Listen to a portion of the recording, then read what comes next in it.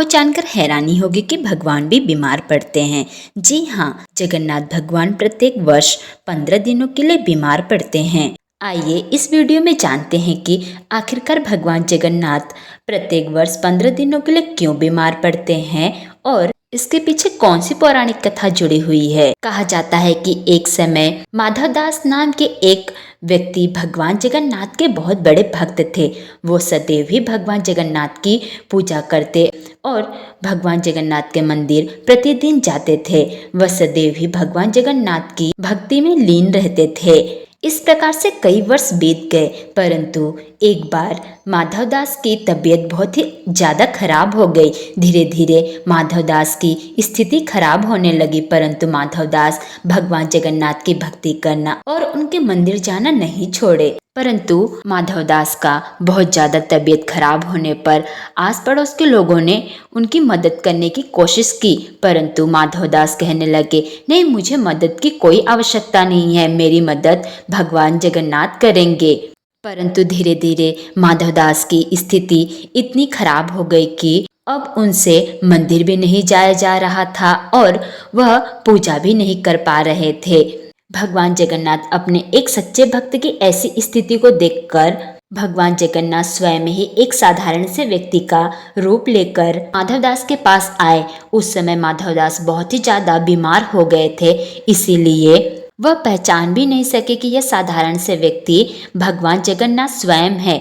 और जैसे ही भगवान जगन्नाथ साधारण से व्यक्ति के भेष में बोले कि माधवदास, मैं आपकी मदद करता हूँ, मैं आपकी देखभाल करता हूँ, तो माधवदास तुरंत ही कहने लगे कि हाँ, आप मेरी देखभाल करो। इस प्रकार से भगवान जगन्नाथ स्वयं ही माधवदास की देखभाल करने लगे और धीरे धीरे माधवदास की परिस्थिति में सुधार आने लगा और इस प्रकार से माधवदास धीरे धीरे सही होने लगे। एक दिन जब माधवदास ध्यान से देखे तो उन्हें एहसास हुआ कि यह साधारण व्यक्ति कोई और नहीं परंतु भगवान जगन्नाथ स्वयं है। यह देखकर माधवदास तुरंत ही रोने लगे और कहने लगे, हे प्रभु, आप मुझे क्षमा कर दीजिए, मैंने आपको नहीं पहचाना। तब भगवान जगन्नाथ कहने लगे कि माधवदास, इसमें तुम्हारी कोई गलती नहीं है, तुम तो बहुत ही बीमार थे, इसलिए मैं तुम्हारी मदद करने के लिए आया था। उसके पश्चात माधवदास भगवान जगन्नाथ से कहने लगे कि हे प्रभु, आप तो भगवान हैं, आप चाहते तो मुझे तुरंत ही ठीक कर सकते थे,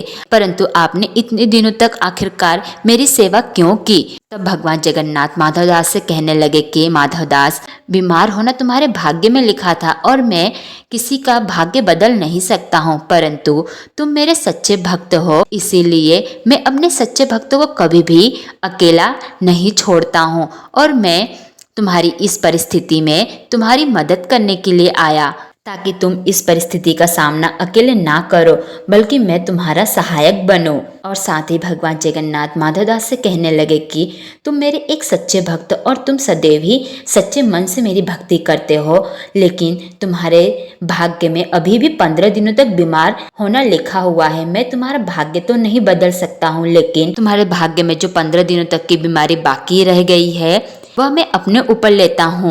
और इस प्रकार से माधवदास ठीक हो जाते हैं, परंतु भगवान जगन्नाथ 15 दिनों के लिए बीमार हो जाते हैं। कहा जाता है कि तभी से भगवान जगन्नाथ प्रत्येक वर्ष 15 दिनों के लिए बीमार होते हैं और इस दौरान जगन्नाथ मंदिर को बंद कर दिया जाता है तथा कोई भी श्रद्धालुगण भगवान जगन्नाथ के दर्शन नहीं कर सकते हैं। और इस दौरान भगवान जगन्नाथ को किसी भी प्रकार के पकवान का भोग नहीं लगाया जाता है, परंतु इन 15 दिनों तक भगवान जगन्नाथ को अलग अलग प्रकार के काढ़े पिलाए जाते हैं।